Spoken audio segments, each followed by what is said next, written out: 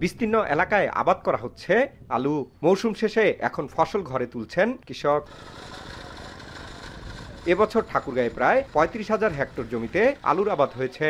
তবে দাম কমে যাওয়ায় দুশ্চিন্তায় কৃষক। তারা বলছেন, প্রতি বিঘা জমিতে আলু উৎপাদনে ৭০ থেকে ৮০,০০০ টাকা খরচ হলেও বর্তমান বাজার দরে তাদের লোকসান হচ্ছে।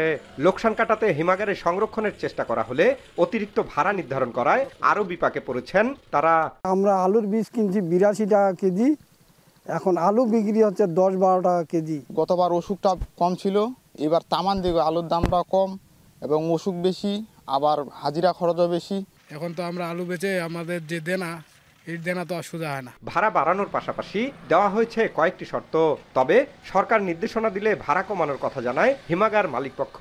ভাড়াটা যদি পুনর্নির্ধারণ হয় তাহলে আমরা হয়তো যেটা সরকার কর্তৃক নির্ধারণ করবে আমরা ওইটাই ২০২৫ সালে নির্ধারণ করবো। না হলে আমাদের কাছে আবদ্ধ পুলিশ রেজিস্ট্রেশন কর্তৃক ৫৩ কেজি বা ৫৫ কেজি ভাড়া ৪০০ টাকা নির্ধারণ করা হয়ে আছে। কৃষি বিভাগ বলছে, সরকারের সঙ্গে আলোচনা না করেই ভাড়া বাড়িয়েছে বাংলাদেশ কোল্ড স্টোর অ্যাসোসিয়েশন। কমানোর জন্য নির্দেশনা দেওয়া হয়েছে।